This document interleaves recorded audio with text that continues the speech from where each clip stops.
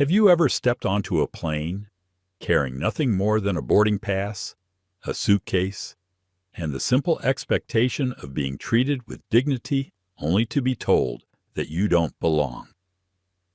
Imagine sitting in the seat you paid for, next to the sister who has walked with you through every moment of your life, when suddenly a flight attendant leans over and insists that your place is not here. What begins as a quiet humiliation quickly unravels into something far larger.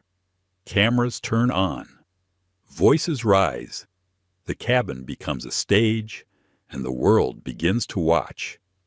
At the center of it all are two young women, calm but unyielding, forced to defend their truth in the face of prejudice.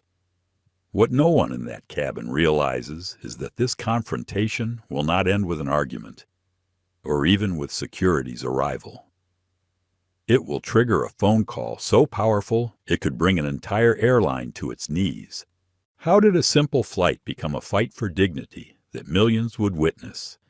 And how did two sisters, with nothing but composure and courage, change the course of aviation history? Stay with us as we unfold this powerful story. And if you believe in voices that refuse to be silenced, don't forget to like this video, share it with others, and subscribe to our channel so you never miss stories that matter. The hum of the aircraft felt steady, almost soothing, as passengers settled into their seats aboard Sky Continental Flight 982, bound from Dallas to Chicago. The overhead bins clicked shut one by one, the cabin crew making their usual rounds with mechanical precision. Yet in row 2, where the buttery leather of first class gleamed beneath the dim cabin lights, a different kind of tension was about to take shape, one that no safety announcement could prepare anyone for. Naomi Ellis adjusted the thin strap of her carry-on and sank into seat 2A. At 18, she carried herself with the quiet composure of someone far older. Her features bore a stillness that only deep discipline could forge. She reached into her bag and pulled out a worn, leather-bound book, its edges softened by years of use. She didn't need the distraction, but reading was her way of marking territory, of showing she belonged, even when others insisted she didn't. Beside her, in seat 2B, her twin sister Maya tilted a glass of cranberry juice toward her lips, pausing mid-motion to grin at Naomi. Maya's energy always contrasted with her sister's restraint, quicker to smile, quicker to bristle. But like Naomi, she too carried an unmistakable aura of strength, the kind instilled from birth, refined by a lifetime of walking into rooms where people expected less from them because of their skin. The cabin felt briefly at peace. A businessman in 2C tapped furiously at his laptop, muttering numbers under his breath. A couple across the aisle whispered in Spanish, their laughter muffled by the hum of the jet engines. Nothing seemed extraordinary. Not yet. Then came Carla Monroe. Carla had been a flight attendant for nearly 15 years, long enough for the job's demands to etch permanent creases at the corners of her mouth. Today, those lines twisted into a sneer as she approached row 2. Her eyes, dusted with heavy frost blue eyeshadow, swept over Naomi and Maya with a look that was less observation and more indictment. "Well, well," she said, her voice pitched high, every syllable carrying the sting of accusation. "I don't know what kind of ghetto lottery you two hit, but your little joyride in first class ends right now." The words weren't just spoken, they were spat, sharp enough to slice through the recycled air of the cabin. Heads began to turn, eyes flicking toward the sisters. The businessman stopped typing. The laughing couple fell silent. Even the child in row 3 paused mid-giggle, sensing a storm. Naomi lowered her book slowly, deliberately, her calm gaze meeting Carla's venomous stare. She did not blink. Beside her, Maya froze, her glass of cranberry juice suspended midair. her expression a tableau of disbelief. Carla made a grand show of it, rolling her eyes for the benefit of the surrounding passengers, sighing dramatically as though burdened with a task beneath her dignity. "These seats," she continued, "are reserved for paying customers, not for charity cases." The sneer was not subtle. It was not the kind of off-handed remark that could be brushed aside as a misunderstanding. It was deliberate, pointed, designed to humiliate. Naomi said nothing at first. Silence, in her hands, became a weapon sharp, unsettling. But Maya's hand trembled slightly as she set her glass down on the tray table. She looked at her sister, a question in her eyes. Do we fight this now? Do we let it go?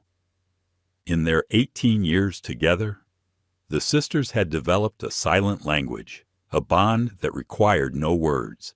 A flicker of the eye, a subtle tilt of the head, was enough.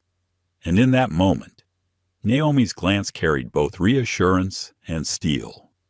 Carla's gaze drifted upward, narrowing at the overhead bin. There, tucked neatly, sat 2 graphite-colored suitcases, sleek and understated. Their matching designs suggested thoughtfulness, perhaps even luxury. But where others might see elegance, Carla saw fraud. She pointed a manicured finger down the aisle toward the economy cabin. Her gesture exaggerated enough to draw a wince from a man sitting behind the twins. "I don't know how you scammed your way up here," she said, her voice climbing louder, sharper. "But your real seats are back in coach. That way." Her finger stabbed the air like a weapon. Naomi and Maya exchanged a glance, one of those half-second conversations that belonged only to them. There was no panic in their eyes, no flustered scrambling to defend themselves. What lived there was weariness. Yes, a lifetime of navigating suspicion, but also something harder, colder, steel. Naomi slipped her hand slowly into the seat-back pocket, her fingers brushing past the in-flight magazine, searching until they found the thin rectangle of her boarding pass. She drew it out with calm precision, as though this were an experiment in patience rather than humiliation. "Ma'am," she said, her voice low, calm, almost gentle, but carrying a clarity that cut through the cabin's silence. "Here is my ticket. As you can see, I'm in the correct seat." The pass was held out with steady fingers, the bold print unmistakable. Ellis Naomi, C2A. Carla snatched the paper with a reptilian quickness. Holding it so close to her face, her nose nearly brushed the ink. Her lips pursed into a thin, bloodless line. After a long pause, she shook her head. "This has to be fake," she declared, her certainty absolute. "There is simply no way you could afford these seats. Probably printed this off at home. A nice try. But the show's over." The businessman and 2C shifted uncomfortably. The couple across the aisle exchanged glances. Someone exhaled audibly, a noise caught between disbelief and disgust.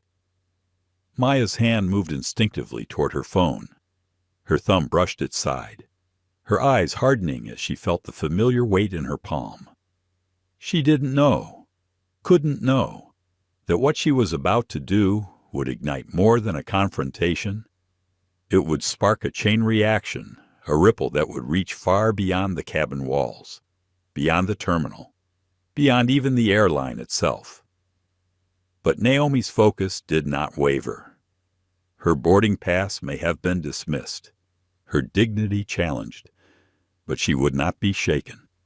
Not here, not now, for in her silence and in Maya's rising resolve, the first spark had been struck, and everyone in that cabin was about to feel the fire. Naomi Ellis did not flinch. She had been taught since childhood that silence often spoke louder than words, that composure unsettled aggressors more than rage. But inside, beneath the practiced calm, A quiet storm gathered. Every fiber of her being screamed at the injustice unraveling before her. Yet she forced her heartbeat into rhythm, steady and controlled. The boarding pass lay in Carla Monroe's hands, and still the woman treated it like a counterfeit bill. Carla held the ticket up, waving it dismissively as though it were no more substantial than a gum wrapper. Her voice carried across the cabin, sharp enough for half the passengers to hear. "You think you can waltz in here with a piece of paper and pretend you belong, sweetheart? I've been in this job long enough to know when something doesn't smell right. And this doesn't." Naomi inhaled deeply, the recycled air of the cabin suddenly thick, metallic on her tongue.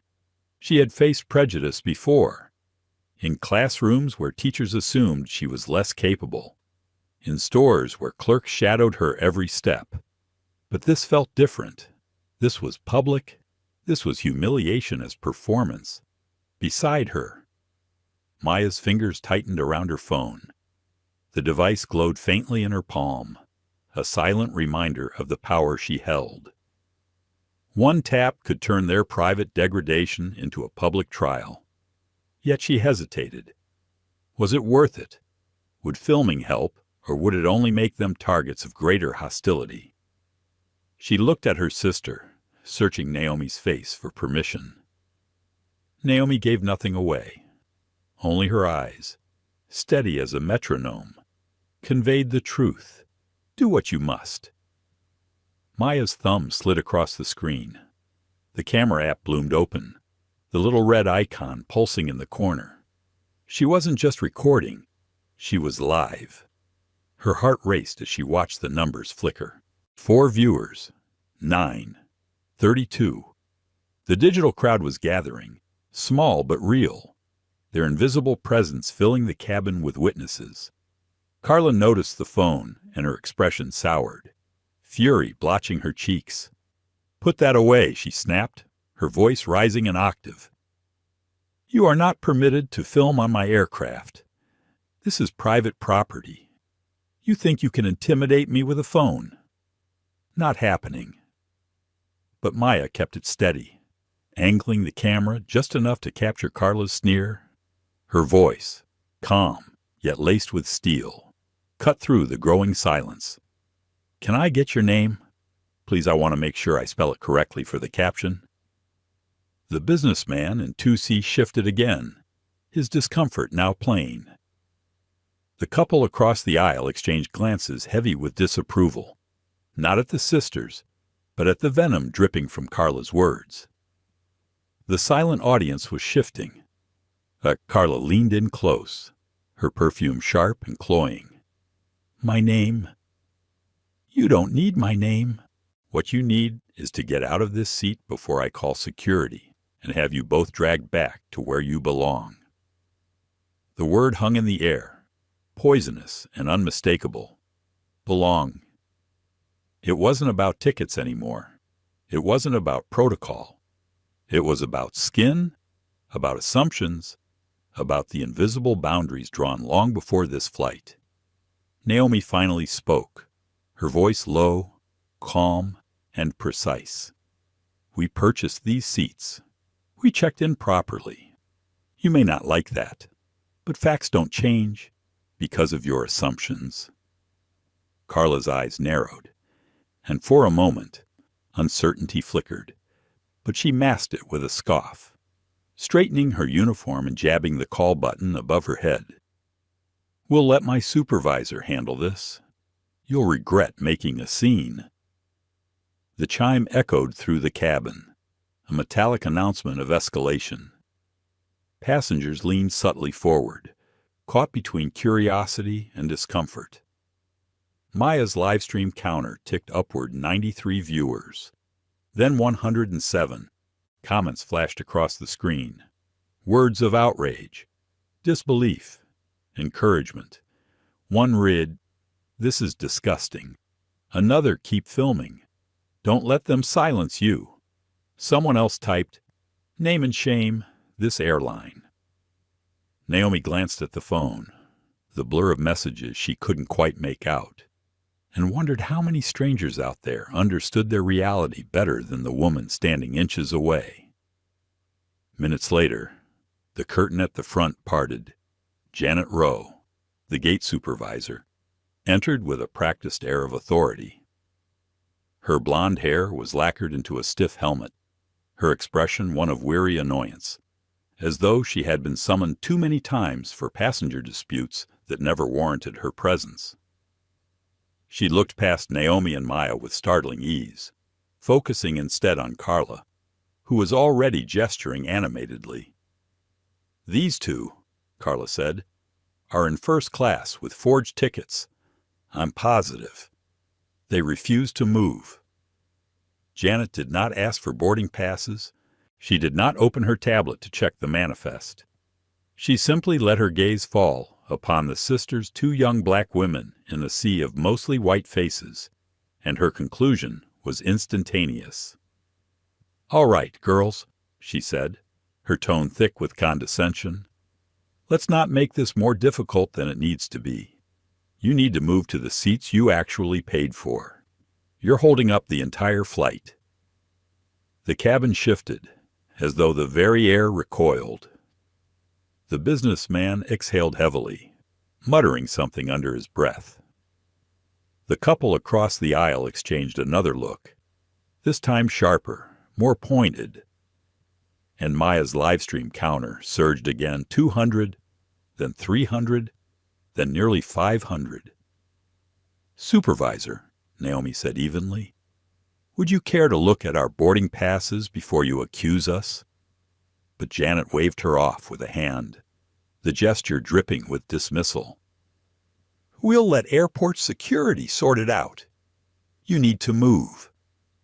Now, Maya angled the phone higher, capturing the moment with surgical precision. Her voice, steady and controlled, narrated softly for the invisible audience. "We've shown our tickets. They refuse to even look. This is what it looks like when bias decides the truth before the facts." Carla folded her arms, a triumphant smirk tugging at her lips. "Security will be here any second," she announced to the cabin, as though declaring victory in advance. The seconds stretched long, heavy with anticipation. Naomi's heart pounded against her ribs, though her face betrayed nothing. She closed her eyes briefly, hearing the echo of her father's words from years before. "Stay calm. Document everything. Never let them see you break." She opened her eyes again, gaze steady, posture composed. Across from her, Maya's grip on the phone tightened, her expression hardening. She, too, remembered those words, and so they waited, surrounded by whispers, watched by strangers, carried live to hundreds of unseen witnesses. When the uniformed officer finally appeared at the cabin door, broad shoulders blocking the aisle, the entire aircraft seemed to inhale at once. The open wound had become something else, an exposed nerve, raw and throbbing. The next moments would decide whether it would scar quietly or erupt into something far larger. For Naomi and Maya, there was no longer any doubt. The wound had been torn open, and the world was watching. The uniformed figure filled the doorway of the aircraft like a wall. Officer Grant stepped inside, his presence heavy, his face carved by years of exhaustion and a practiced disinterest that signaled he had seen it all before and cared for none of it. His gaze swept the cabin. But it did not linger on the flight attendant who stood red-faced and triumphant, nor on the supervisor whose lips curled with smug certainty. It landed squarely on Naomi and Maya Ellis, as if the answer to the problem had already been written across their foreheads. "What seems to be the issue?" His voice was flat, devoid of curiosity, but even in that monotone, there was an undertone of judgment. He had not yet heard a word, but his eyes told the story. He had already decided who the troublemakers were. Carla Monroe jumped in eagerly, her tone brimming with vindication. These two snuck into first class with fake tickets. I caught them. They're refusing to move. Janet Rowe folded her arms, nodding as if the charge had already been proven. Yes, officer, I can confirm. They have not shown any legitimate proof of purchase. They're obstructing departure. Naomi's voice rose gently into the space, soft but deliberate, the kind of voice that forced people to lean in rather than recoil. Officer, would you like to see our boarding passes? They're right here. They confirm our seats 2A and 2B. We are exactly where we belong. But Officer Grant barely glanced at her, turning instead toward Janet as though the words of an 18-year-old girl carried no weight against a supervisor in uniform. All right, ma'am. Let me handle this. He sounded weary, but not with them, with the inconvenience of being dragged from his coffee to deal with a dispute he had already chosen a side in. Maya's phone trembled slightly in her hand, not from fear, but from the adrenaline coursing through her veins. The live stream counter blinked upwards again, 700, 800, nearly 1,000. Comments flooded in faster than her eyes could track. Some begged her to hold on. Others demanded the airline's name. A few promised to record, to spread, to make sure no one forgot what was happening in this cabin. Naomi caught the faint reflection of the phone screen in the cabin window. Her chest ached with a mixture of dread and pride. This was no longer just about them. They were standing in a ring of fire. Yes, but beyond the flames, there was a crowd gathering, an unseen jury watching in real time. Ma'am, Officer Grant said, addressing Janet again. Are you requesting removal? Janet nodded, her face etched with a certainty that felt rehearsed. Yes, they are not authorized to be here. We can't allow them to delay the flight. The businessman in 2C finally spoke, his voice low but firm, each word edged with frustration. I saw her boarding pass. It said two-way.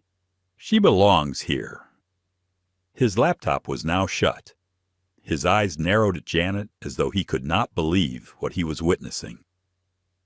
Janet's response was instant, her hand flicking dismissively toward him. Sir, please stay out of this. The matter is between us and these passengers.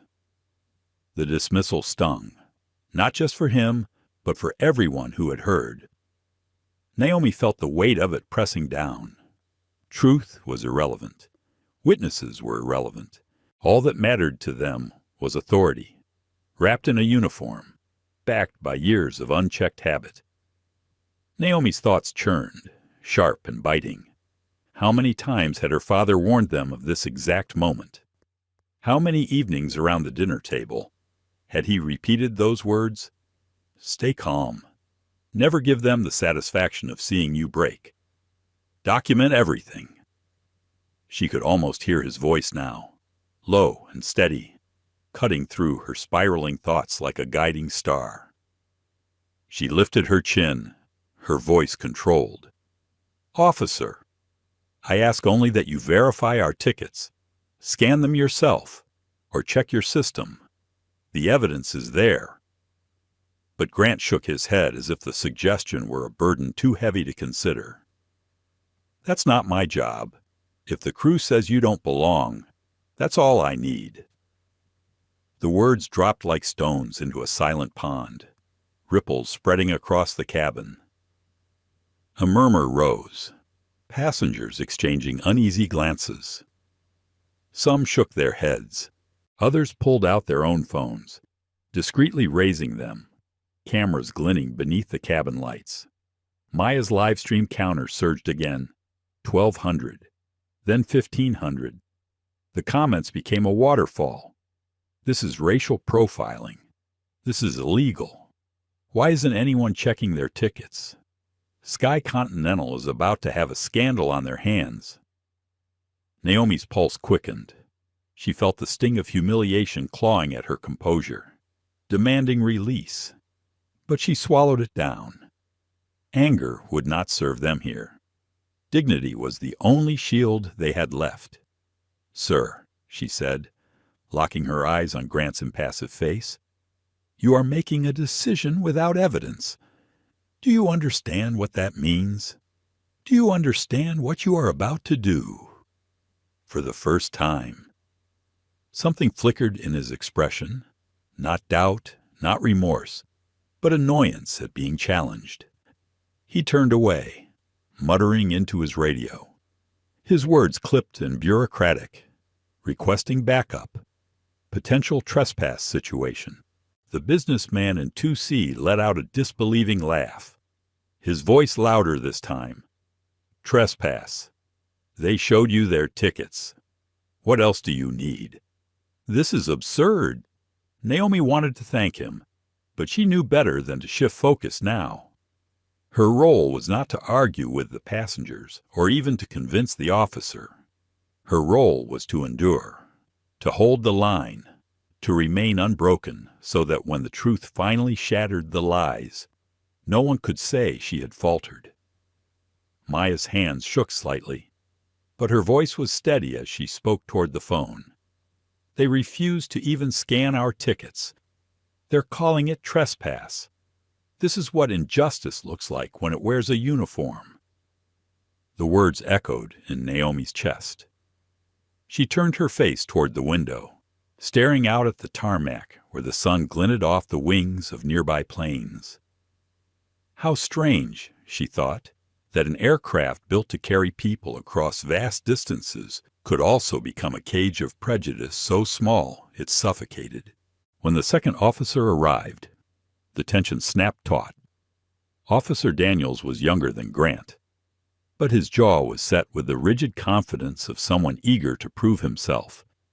He strode down the aisle, eyes already locked on Naomi and Maya like prey marked for removal. "What's the situation?" he demanded. "Unauthorized passengers in first class," Grant replied. "They're refusing to comply." Daniels didn't even glance at the boarding passes still clutched in Naomi's hand. His voice was clipped, final. "Ladies, you've got two choices. Move to the seats you paid for, or face arrest for trespass." The silence that followed was unbearable. Naomi could hear her own heartbeat, heavy and insistent. For a moment, her composure cracked inside, doubt clawing at her. Was it worth it? Was this the hill to stand on?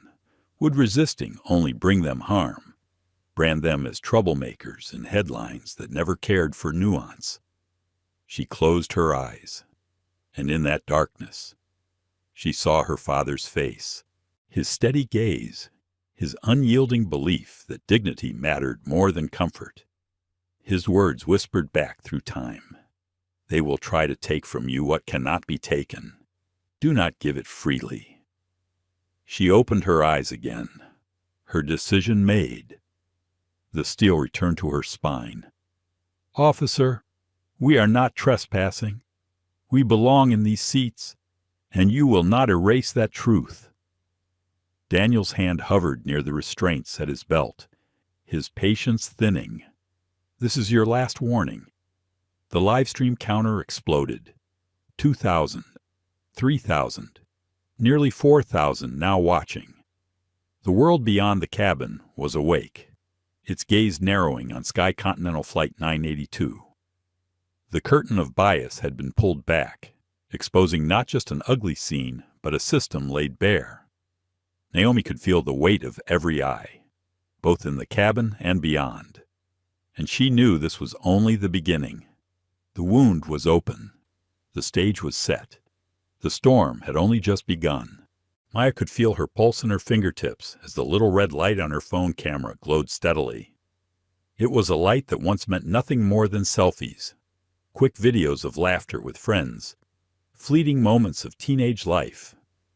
But now it felt like a beacon, a flare fired into the night sky, calling strangers to bear witness. Her voice caught slightly in her throat as she steadied the phone, training the lens on Carla Monroe's face. The flight attendant's expression was a blend of fury and panic, as if she understood on some primal level that her control was slipping. She leaned closer, her voice cracking with rage. "Turn that off, right now! You are not allowed to film me." Maya's voice, smooth but edged with resolve, filled the silence. "The world deserves to see this. Your name, please, for the record." Carla's hand twitched, as though she wanted to snatch the phone away, but too many eyes were on her now. The businessman in 2C had crossed his arms, his jaw tight. The elderly woman in 1A tilted her head, watching carefully. Even the couple across the aisle had their own phones out, screens glowing faintly. Janet Rowe shifted uneasily. She had expected compliance, resistance maybe, but not this an audience growing by the second. Her voice, sharp but trembling, just beneath, sliced through the air. "Put the phone away. This is private property. If you continue recording, we'll have you arrested for interference." Naomi reached over, her hand briefly resting on her sister's arm. It was a gesture that spoke volumes, a silent reassurance that steadied Maya's grip. Naomi's own eyes glinted with fire, though her expression remained composed. "If you are so confident in your actions," she said calmly, "why fear the recording?" The livestream counter surged. 5,000, then 6. Maya's phone buzzed with a cascade of notifications as comments poured in. Some were furious, others incredulous, many rallying with words of solidarity. Sky Continental, "You're done." One read, "These girls are handling this with more grace than I ever could." Wrote another. A third simply screamed in capital letters, "Don't stop recording." Inside. Maya wrestled with doubt. The phone was her shield. Yes, but what if it made them targets? What if the officers saw it as defiance, as provocation? She bit the inside of her cheek, tasting copper, and forced herself to breathe. No, this was the only lifeline they had. Without it, the story would vanish into silence, written later by those who would twist it beyond recognition. Naomi's heart ached as she watched her sister's face. She could see the fear hiding beneath Maya's steel, could feel the tremor in her hand. She wanted to take it all away, to shoulder the burden herself, but she knew better. They were in this together, as they always had been. Carla jabbed the call button again, her voice shrill. "Captain, we need assistance up here immediately. We have a major situation." Her words carried into the cockpit, and moments later, Captain Harris's voice floated over the intercom, smooth and detached. "Ladies and gentlemen, we're experiencing a minor delay at the front of the aircraft. We should be underway shortly. Thank you for your patience. Minor delay." Naomi felt the bitter irony of the phrase. To him, it was a blip on a schedule. To her and Maya, it was a moment that could alter their lives forever. Officer Daniels stepped forward, his patience thinning by the second. "This live stream ends now. Hand me the phone." Maya's grip tightened, her knuckles white. For a moment, panic surged. Should she surrender it? Protect herself from escalation? She glanced at Naomi, searching for guidance. Naomi's calm gaze anchored her again. "No," Maya said simply. Her voice was quiet but resolute. "The recording continues." The live stream counter leapt to 7,000. The comments were a torrent now, scrolling too fast to read. "Media needs to see this. Is anyone screen recording? They are trying to silence them." The invisible crowd had turned into an army, and Maya felt their presence bolstering her resolve. Naomi leaned slightly forward, her voice directed at Officer Grant. who stood looming just behind Daniels. "You have not verified our tickets. You have not asked for identification. You are basing your judgment on nothing but assumptions. Is this how you intend to enforce the law?" Grant's jaw tightened, but his eyes flickered uneasily. He had not expected to be challenged so directly, especially by a girl barely 18. Daniels, however, scoffed, his voice dripping with disdain. "Don't lecture me. The rules are clear, and you're breaking them." Naomi wanted to laugh at the absurdity. Rules, she thought. Whose rules that bent and twisted depending on who sat in the seat? She swallowed her anger and spoke instead with the precision of a blade. "The only rules broken here are the ones you've decided don't apply to us." Maya's phone buzzed violently, the flood of comments nearly crashing the stream. 10,000 viewers now. 10,000 strangers watching every move, every breath. The pressure was suffocating and liberating all at once. She whispered, barely audible, "Naomi, they're watching. All of them." Naomi's lips curved in the faintest of smiles. "Good," she murmured. "Let them." Janet stepped forward, exasperation radiating from every line of her posture. "Enough. You're disrupting this flight, and you're scaring other passengers. Officer, remove them now." A murmur rose from the cabin. The businessman in 2C shook his head, his voice carrying further this time. "They're not disrupting anything. You are." His words drew nods from several rows back.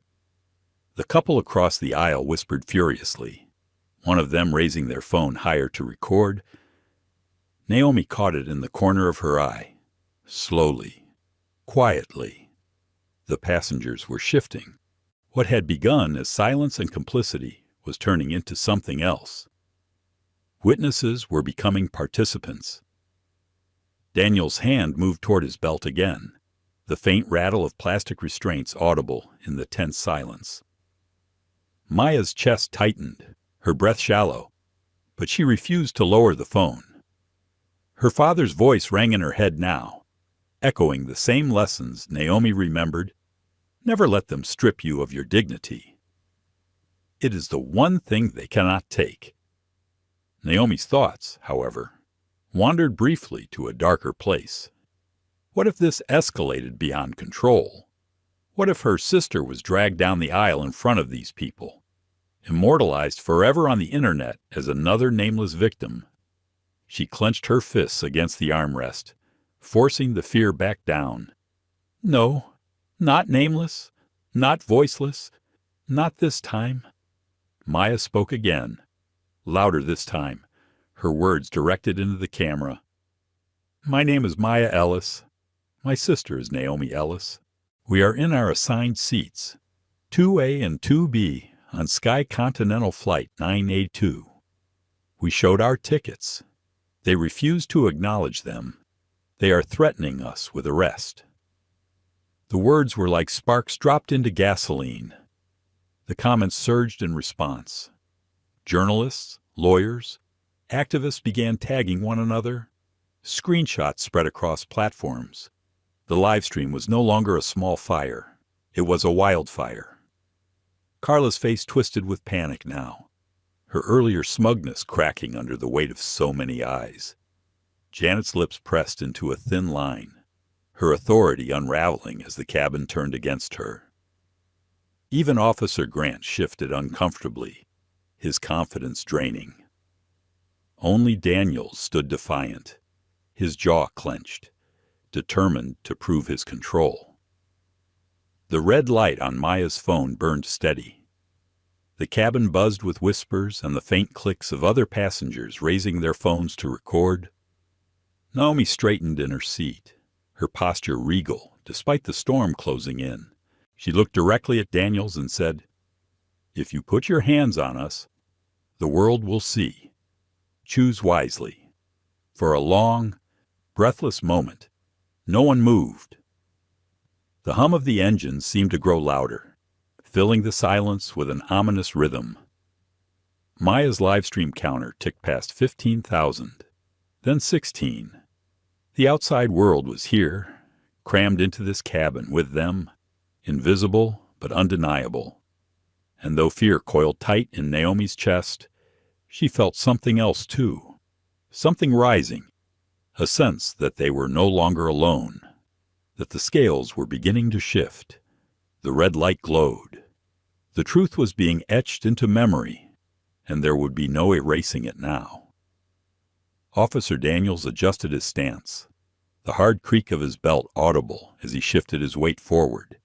His eyes were sharp, trained on Naomi and Maya as though they were criminals caught in the act, rather than passengers sitting quietly in their assigned seats. The narrow aisle seemed to shrink with his presence, every movement magnified under the weight of expectation. He wanted control, and he was ready to seize it. Naomi sat impossibly still, her back straight against the leather of the seat. Her eyes did not break contact with his, though her heart thudded against her ribs like a fist pounding on a locked door. Inside her head, her thoughts were a storm, battling between instinct and resolve. Every lesson her father had drilled into her, every story of injustice she had read about, echoed in her mind. Stay calm. Breathe. Do not give them more than they have already taken. Yet the fear whispered too. What if they don't care who is watching? What if this ends badly? Maya shifted slightly beside her, phone still raised, the red glow steady. The live stream counter ticked upward like a heartbeat. 17,000. 18, 19. She could hear the faint vibration as comments poured in. Words of encouragement, cries of anger, promises to share and spread. But the phone was not armor. It was a fragile shield, and the weight of two armed men in uniforms pressing down on her made her arm tremble. Daniels spoke, his voice louder than before, meant for everyone in the cabin. This is your final warning. Either you get up and move to coach, or you will be physically removed from this aircraft. Do you understand? Janet Rowe crossed her arms and exhaled heavily, satisfied, her expression dripping with the smug confidence of someone who believed the matter was about to be settled in her favor. Carla Monroe stood to the side, her lips twisted into a vindictive smile, her hands resting on her hips as though she had orchestrated a personal victory. Naomi's gaze flicked briefly to the faces around her. The businessman in 2C leaned forward, his eyes blazing, ready to intervene again. The elderly woman in 1A pressed her lips together, her frail hands folded tightly in her lap, as if holding herself back from speaking. Across the aisle, the couple whispered furiously, their phones raised openly now. More passengers were watching, some filming discreetly, some no longer bothering to hide their disapproval. Naomi inhaled, slow and deliberate.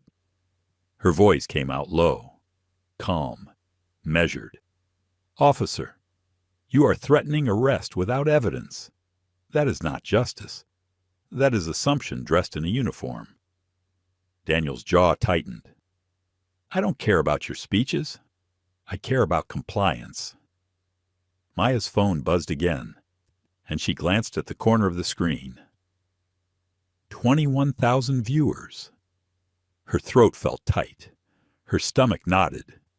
She wanted to scream, to cry, to throw the phone down and beg them to stop, but something stronger kept her steady. It was Naomi's stillness, that quiet steel that refused to break. It was their father's voice in her memory, reminding her that dignity was not a gift others granted. It was theirs to hold. She whispered, almost to herself, "Don't let go." Naomi heard her, and without moving her lips too much, she answered, "I won't." Grant, the older officer, sighed heavily, his voice laced with irritation more than anger. "Let's wrap this up. Daniels, they're wasting everyone's time. Daniels nodded once, his hand moving deliberately to his belt. The faint sound of plastic restraints rattling against his holster made Maya's stomach lurch. The weight of uniforms pressed down like a physical force, suffocating in its inevitability. The businessman in 2C shot to his feet, his voice ringing out across the cabin. "This is wrong. I saw their tickets. They belong in these seats." "You're about to make a very big mistake," passengers murmured, the tension crackling in the air. Naomi felt the shift, the subtle turning of the tide. For so long, it had been their word against authority. But now, others were breaking the silence, witnesses refusing to stay seated in complicity. Janet whipped her head toward the businessman, her voice snapping. "Sir, sit down. This doesn't concern you. It concerns every one of us," he shot back. "Because what you're doing is discrimination, plain and simple." The elderly woman in 1A raised her trembling hand, her voice thin but firm. "He's right. I've been watching from the start. Those girls showed their tickets. You never once checked." Carla's face flushed deep red. "This is none of your business," she snapped, but her voice cracked under the weight of the stares now directed at her. Naomi's chest swelled with a flicker of hope, but it was tempered by the reality of Daniel's hand now gripping the restraints. His eyes hardened, determined to finish what he started. He was not a man who backed down easily. Maya's phone buzzed again, the live stream counter now over 25,000. Her viewers were screaming through comments, demanding intervention, tagging media outlets, even posting phone numbers for legal aid hotlines. The digital roar was growing louder, pressing against the walls of the cabin like an invisible force. Naomi leaned forward slightly, her eyes never leaving Daniel's. "Officer, you may not realize it, but thousands of people are watching you right now.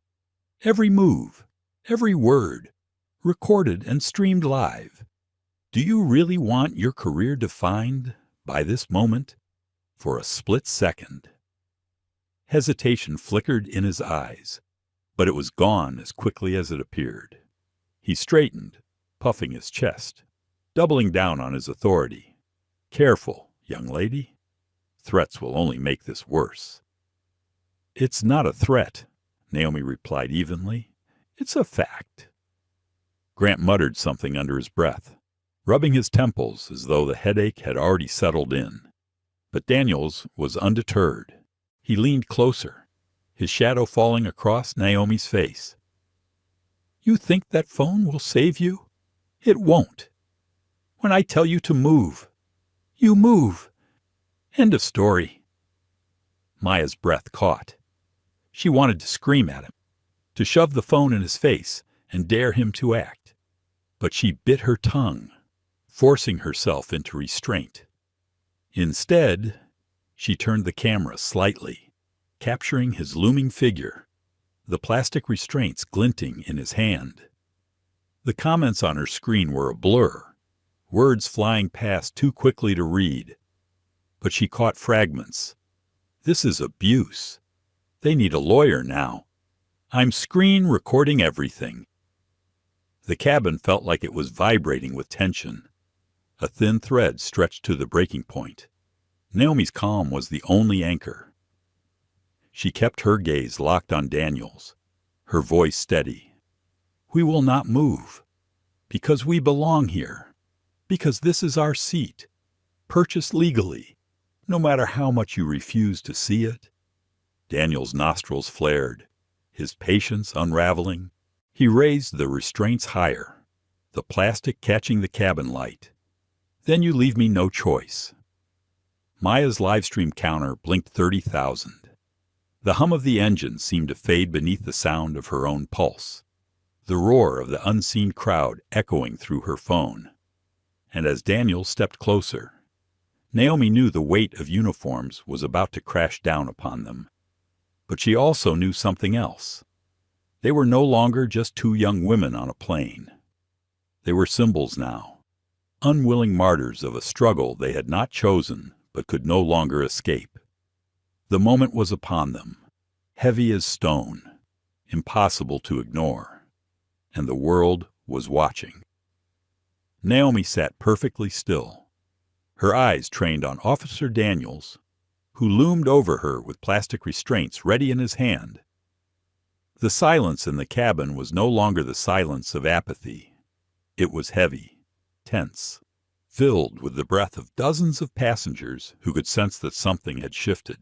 Every second felt stretched thin, brittle as glass, waiting to shatter. Maya's phone trembled in her grip, not from weakness, but from the weight of responsibility pressing down on her. The live stream counter flickered again. 33,000, 35, 37. The comments blurred so quickly across her screen they became a river, angry and insistent. She caught fragments, words like racism, lawsuit, share this now. Each new comment was a spark thrown into an already raging fire. Naomi's purse sat at her side, the zipper slightly open from when she had retrieved her boarding pass earlier. As the tension rose, its contents shifted just enough to reveal a glint of black metal. A card, sleek and unmistakable, lay partially visible beneath the folded flap of a receipt.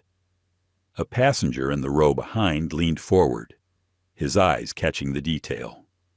He squinted, recognizing the symbol, the American Express Centurion card. The black card, an invitation-only mark of wealth so exclusive that most people would never even see one. The passenger's eyes widened. He glanced at Naomi, then at the officers, then at the phone still streaming live. He leaned back slowly, his lips pressed into a thin line. The picture forming in his mind did not match the one being painted by the flight attendant or the officers. Another small detail slipped into view as Naomi shifted her leg. A slim leather case had fallen halfway between the seat cushions, its corner poking out. The edge of a business card glimmered under the cabin light. Embossed in precise lettering were two words, Ellis Aeronautics. It was only visible for a moment, but the businessman in 2C noticed. His eyes narrowed with sudden clarity. He opened his laptop again, fingers flying across the keys. Not to work this time, but to send an email. Across the aisle, the couple with their phones leaned closer, whispering. "Did you see that one?" muttered. "That card. That's no fake ticket." Their voices were hushed, but the current was spreading. More passengers began noticing, piecing together the quiet clues scattered across the scene. The expensive luggage, the understated elegance of Naomi's handbag, the calm poise of both sisters. Nothing about them fit the image of fraud that Carla Monroe had painted. And yet Carla stood rigid, her arms crossed, her expression fierce with self-righteousness. Janet Rowe mirrored her stance, convinced of her own authority. Officer Daniels remained unmoved, the restraint still dangling in his hand. Their eyes were blind to the truth that lay inches from their faces, so consumed by prejudice that evidence became invisible. Naomi knew what they were missing. She could feel it pressing against her side, the weight of proof they refused to acknowledge. But she also knew this was not the time to flaunt it. To reveal it herself would be to surrender to the game on their terms. To fight for validation she should never have had to provide. Instead, she sat tall, letting the silence stretch, her composure itself becoming a form of resistance. Maya angled the phone carefully, capturing not just Daniels, but also Carla and Janet, their faces flushed with anger and certainty. Her voice slipped into the recording, soft but firm. They ignore the evidence. They ignore the truth, because to them, our skin is enough. The live stream counter surged past 40,000. Comments screamed across the screen. A prominent civil rights account had picked up the stream and shared it. Journalists were tuning in. Screenshots spread across Twitter, TikTok, Facebook. Hashtags sprouted and multiplied. What had begun as a live stream watched by a handful of friends was now a national conversation. Inside, Maya felt a mixture of fear and awe. She could barely comprehend the scale of it, the thousands of eyes now focused on them. But she knew one thing with certainty: she could not stop now. Her arm ached from holding the phone steady, but she refused to lower it. Naomi's thoughts churned in quieter currents. She wanted to believe this wave of attention would protect them, but doubt gnawed at the edges. Would it matter if the officers decided to act anyway? Would the truth save them in time? She inhaled slowly, forcing the doubts down, reminding herself again of her father's words: calm, dignity, control. The businessman in 2C cleared his throat, his voice stronger this time. Officers, I want it on the record that I personally saw their boarding passes, both clearly marked for first class. I also happen to recognize what that card in her purse is. These girls are not lying. You are. Daniel's head snapped toward him, eyes narrowed. Sir, sit down. This isn't your concern. It is my concern, the man replied evenly, when I'm watching blatant discrimination unfold in front of me. The elderly woman in 1A added her frail but steady voice. I've lived a long time. Officers. And I've seen this pattern too many times. You're not interested in facts. You're interested in making these girls disappear into coach because you don't think they belong here. Carla gasped, her face twisting in indignation. How dare you? I know what I saw. What you saw, the woman replied, her eyes narrowing, was your own prejudice. The cabin buzzed with murmurs, voices layering one over the other. Some passengers still remained silent, shifting uncomfortably in their seats, but more and more were speaking up. Phones dotted the cabin now, little screens raised like lanterns in the dark, each one a witness. Maya turned her camera to capture the faces of those speaking. They see it too, she said, her voice breaking just slightly with the weight of the moment. We are not alone. The live stream counter blinked again. 50,000. Comments exploded across the feed. Some were demands for immediate intervention. Others were tagging news organizations. CNN picked this up. Someone called the FAA. This is going to blow up. Naomi felt the tide shifting. It was subtle, fragile, but real. The power dynamic was changing. The walls of authority cracking under the combined weight of truth, technology, and witnesses. She exhaled slowly, her lips trembling just slightly before settling again into stillness. Daniels looked around the cabin, his expression souring as he realized the crowd was no longer passive. He muttered something to Grant, frustration etched in every line of his face. Grant rubbed his temples again, muttering back, though his words were too low to catch. But Maya caught something else, a buzz against her leg. Naomi's phone, lighting up on the armrest. The screen flashed with a single word. Dad! Naomi reached for it, her hand pausing just above the screen. Her heart clenched. She knew he must have seen by now, must have heard whispers, maybe even glimpsed the live stream. Her instinct was to answer immediately, to let his voice steady her. But fear of escalation held her back. If she answered, if she revealed his identity now, would it protect them or make everything worse? The phone buzzed again. And again, Maya whispered, almost too quietly for the camera to pick up. Answer him. Naomi hesitated, her chest tight, the decision heavy. The live stream counter flickered again, climbing towards 60,000. The world outside was waiting. Inside, the weight of uniforms pressed down.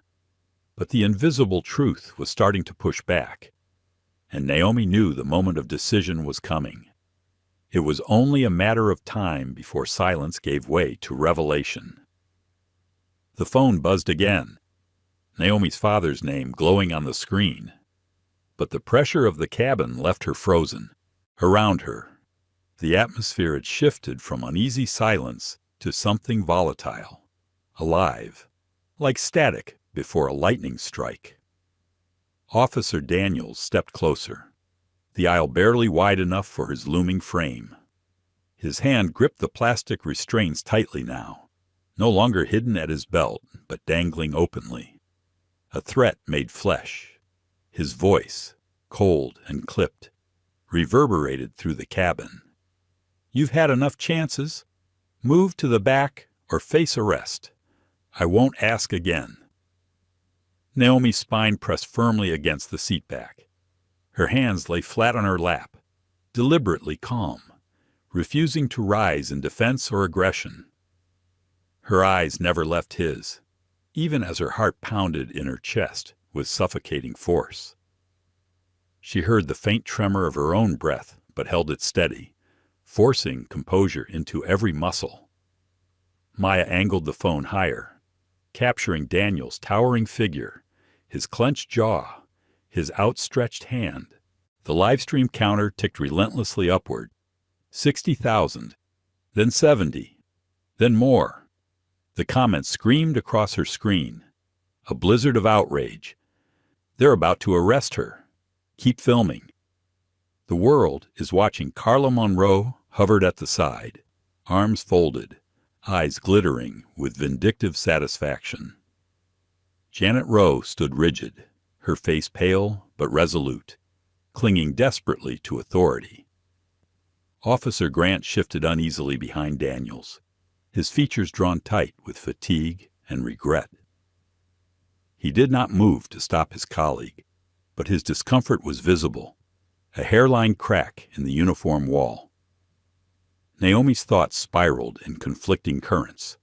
Fear pressed sharp against her ribs, whispering that compliance would end this ordeal, that moving to the back would save them pain.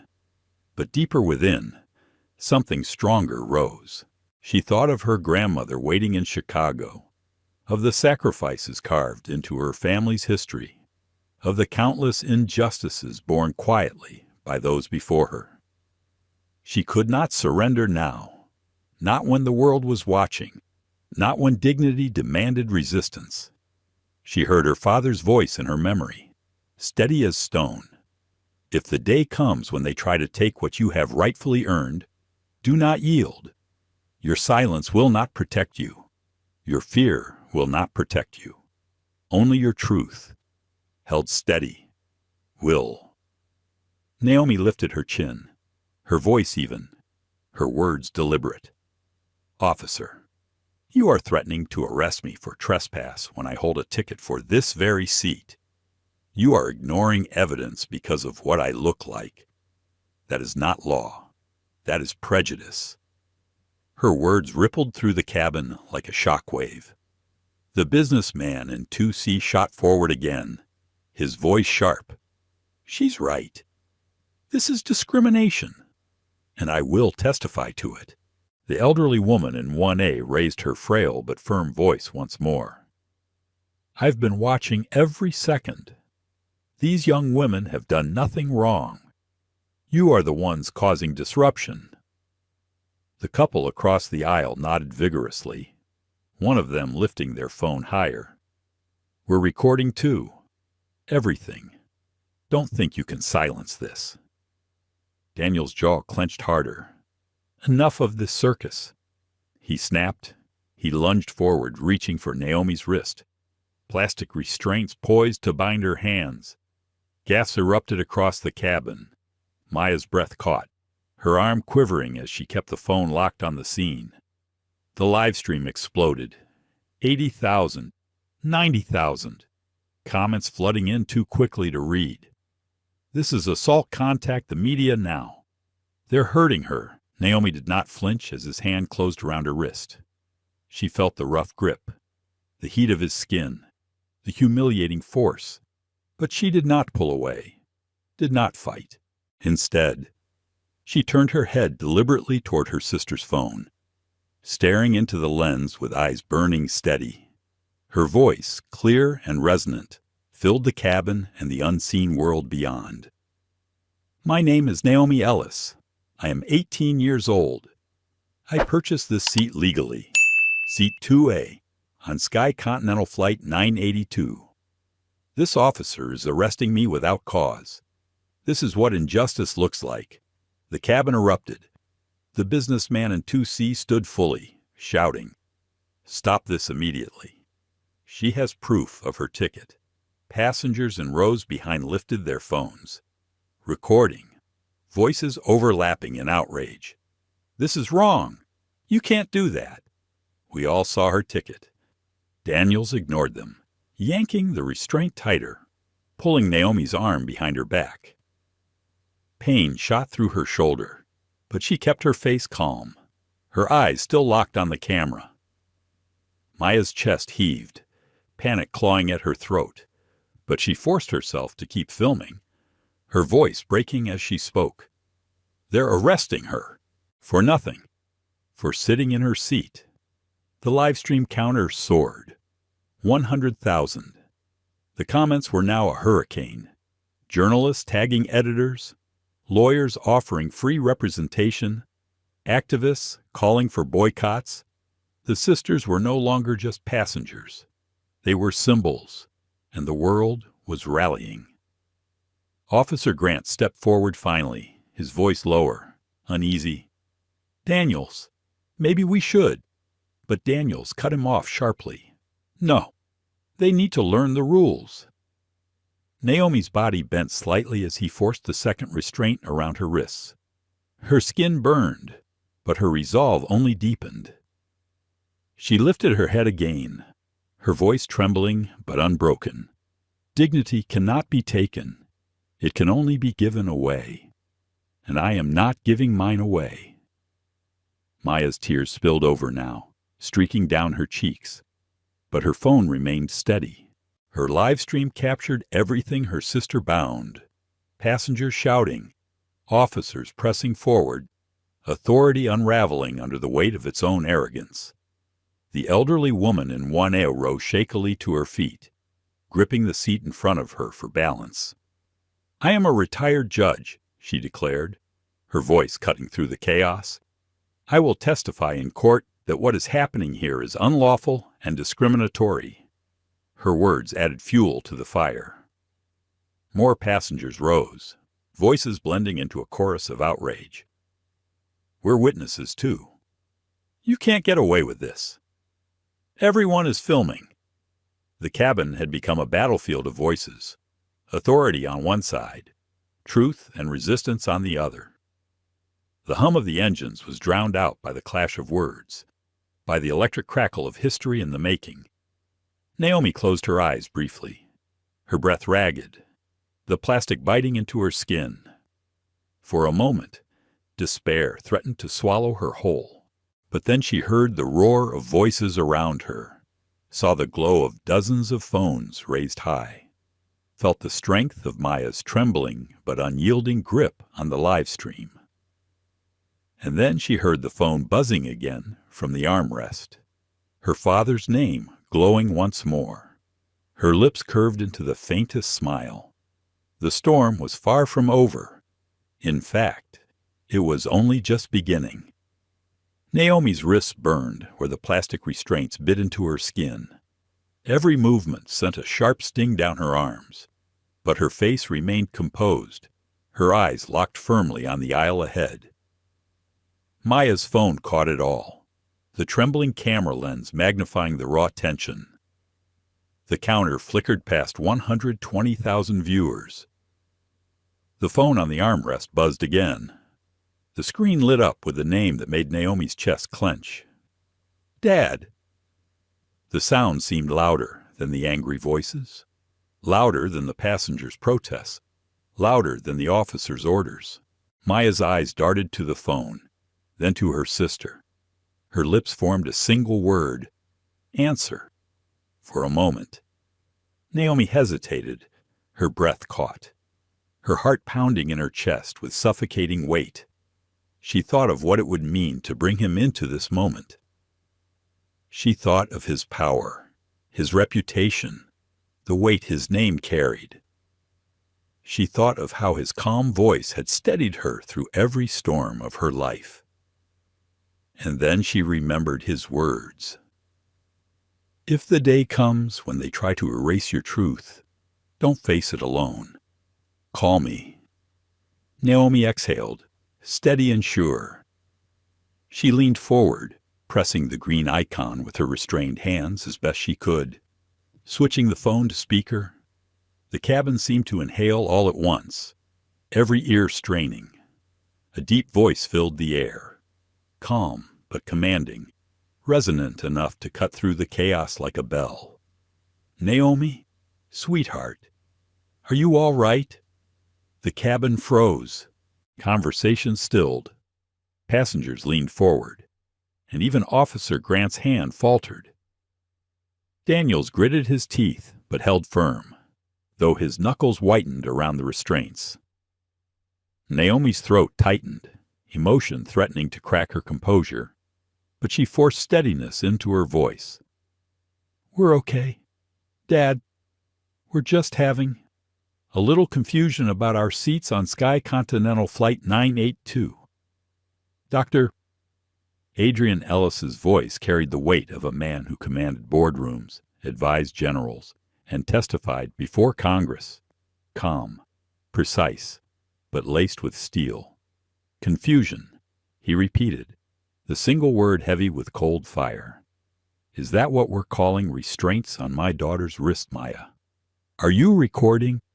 Yet, sir, Maya answered quickly, her voice trembling but clear. It's live. Everyone can see. The live stream counter surged. 150,000. The comments blurred into a flood of exclamation points, disbelief, outrage. The name Ellis began popping up in capital letters. Viewers were connecting dots. Carla Monroe's smirk cracked. Janet Rowe's face drained of color. Officer Grant took a half step back, his eyes narrowing as recognition dawned. Daniels stood firm, but sweat pricked at his temples. Doctor. Ellis's voice was level, almost conversational, but each word struck like a gavel. Officers, I want you to listen carefully. My executive office purchased those first-class seats weeks ago. Confirmation numbers, payments, and passenger manifests are all documented. My daughters are exactly where they belong. What you are doing right now is unlawful. Naomi lifted her head, looking directly into the phone. Her eyes glistening, but her voice strong. Dad, they said we forged our tickets. They never checked. They just assumed. Doctor. Ellis inhaled slowly, audibly enough for the phone to carry it through the cabin. Assumptions, he said, his tone quiet but razor sharp. Assumptions have cost companies billions. Assumptions have toppled empires. And today, they are about to dismantle Sky Continental Airlines. The cabin buzzed with whispers. The businessman in 2C straightened, his eyes wide. The elderly woman in 1A clasped her hands tightly, her gaze shifting between the sisters and the officers. Across the aisle, the couple exchanged a look that spoke of realization. Maya's phone vibrated violently, notifications flooding. News outlets had joined the stream. Screenshots were going viral. Hashtags blazed across Twitter and TikTok. A trending topic was forming before their eyes. Daniels shifted, irritation etched into every line of his face. Sir, with all due respect, this is a security matter. We can't let what Dr. Ellis interrupted smoothly. You can't let two young black women sit in the seats they paid for. You can't let the truth interrupt your prejudice. Officer, you are not dealing with a security matter. You are dealing with a civil rights violation unfolding on camera before hundreds of thousands of witnesses. His words echoed through the cabin like thunder. Daniels faltered, his grip loosening just slightly on Naomi's restraints. Grant stepped further back, unease plain on his face. Carla's lips parted, her eyes darting nervously. Janet swallowed hard, her carefully constructed facade cracking under the weight of consequence. "Doctor," Ellis continued, his voice low but commanding, "I will give you one opportunity to correct this mistake before it becomes irreversible. Remove the restraints from my daughter, verify the tickets you refuse to check, and return them to the dignity they are owed." For the first time since boarding, Naomi saw doubt flicker in Daniel's eyes. His jaw clenched, his pride warring with the reality that the situation was spiraling beyond his control. Grant rubbed his temples, muttering quietly, "Daniels, maybe we should step back. Just check the tickets." Daniels glared at him, but the silence of the cabin pressed harder than his pride. Dozens of passengers, dozens of phones, 170,000 live-stream viewers, all of them waiting for his next move. Naomi's wrists ached, but her heart beat steady. She leaned toward the phone again, her voice trembling with emotion but clear. "Dad, we didn't break. We stayed calm, just like you taught us. Doctor?" Ellis's voice softened for a moment, paternal warmth seeping through the steel. "I know, sweetheart. I'm watching, and I'm proud of you both, more proud than words can hold." The livestream counter jumped again, 180,000. The comments became a torrent of support. "These girls are incredible. Their father is a legend. Sky Continental is finished." Daniels finally released his grip, the restraints slackening around Naomi's wrists. His face was pale with frustration, his authority dissolving under the weight of consequence. Grant moved quickly, fumbling with the ties until they fell away. Naomi rubbed her wrists gently, the red marks raw against her skin, but her face held only quiet resolve. The cabin erupted in murmurs, some relieved, some still furious. The businessman in 2C spoke loudly, his voice ringing with triumph. "About time. This never should have happened." The elderly woman in 1A nodded firmly. They should be apologizing on their knees. Maya kept the camera steady, capturing every second. She whispered into the microphone, her voice trembling with tears. "We're okay. He's here. He's with us. Doctor." Ellis's voice filled the cabin one last time, quiet but absolute. "Sky Continental will answer for this. Every single person responsible will be held accountable. But right now, I want my daughters safe. Naomi, Maya, stay calm. Help is already on the way." The cabin fell silent, the truth settling over everyone like a heavy blanket. Authority had shifted. Control had changed hands, and the world, both inside and outside that plane, knew nothing would ever be the same again. The restraints clattered to the floor, the plastic snapping against the cabin's carpet as Officer Grant's trembling hands finally released Naomi. The red marks on her wrists were stark against her skin, but she did not flinch, did not rub them. She simply lowered her arms to her lap, lifted her chin, and sat with the composure of a queen reclaiming her throne. Maya angled her phone toward her sister, capturing the moment. Her voice wavered, but carried enough force to pierce the silence. They put restraints on her. For nothing. For sitting in her seat. Everyone can see it now. The livestream counter blinked past 200,000. The scrolling comments were a blur of outrage, disbelief, and demands for accountability. Lawyers offered their services in real time. Journalists shouted in capital letters that they were on their way to the airport. Activists promised protests, boycotts, lawsuits. The sisters had become a rallying cry, and the world was no longer just watching, it was mobilizing. "Doctor," Ellis's voice still poured from the phone speaker, calm but laden with authority. "Naomi, Maya, listen to me. You are not alone.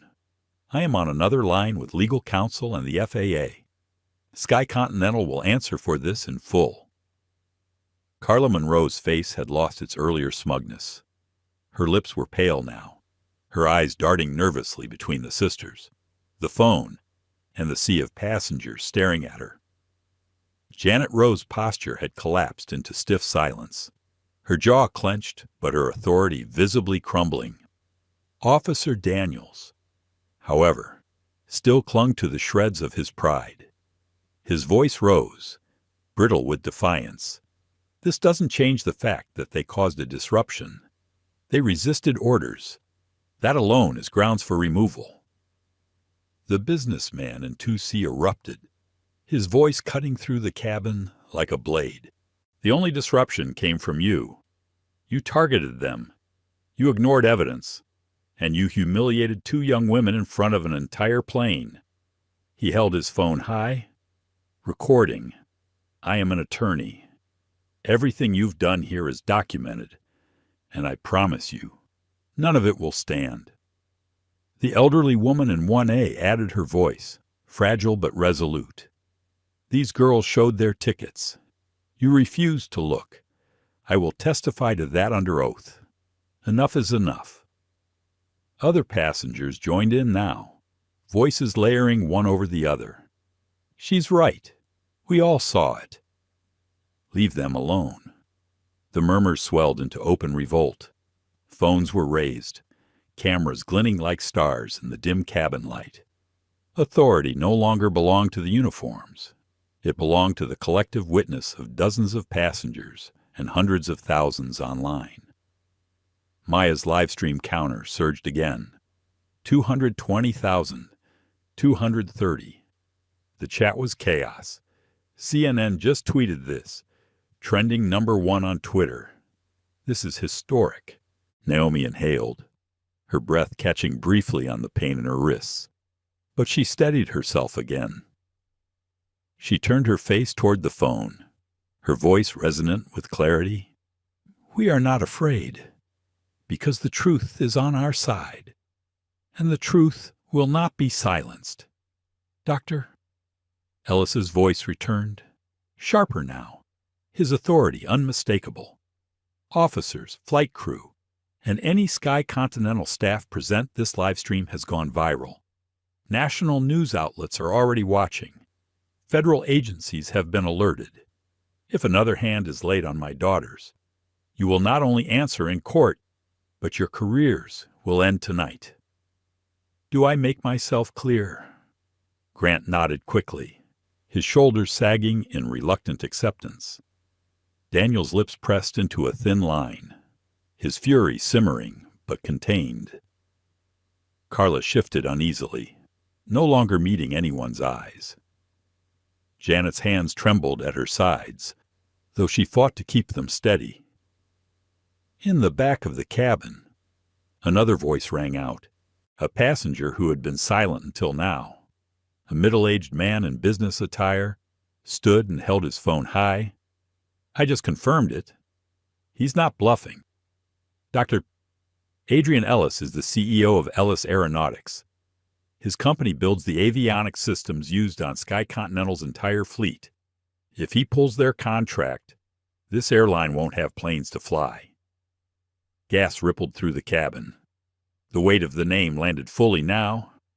Naomi saw it on the faces of the crew, the dawning horror as they realized whose daughters they had tried to humiliate. Carla's knees seemed to buckle slightly. Janet's lips parted, her voice faltering. That can't be true." But the businessman in 2C confirmed it, his voice steady. "It is. I know the name. Everyone in aviation does." and you've just crossed him." Maya's phone nearly slipped from her hands as the comments exploded. News outlets tagging Ellis Aeronautics, reporters confirming connections. Her stomach churned with the sheer magnitude of it. They had started the morning as two sisters traveling to see their grandmother. Now they were the center of a firestorm, shaking the foundations of a global airline. "Doctor." Ellis's voice cut through again, calm but deadly. "Janet Rowe, Carla Monroe. Officers Grant and Daniels remember your names. They will be known by morning, not because of what you imagined about my daughters, but because of what you did in truth." Janet's face drained to white, her eyes wide. Carla stammered, We were just following protocol. There is no protocol for prejudice."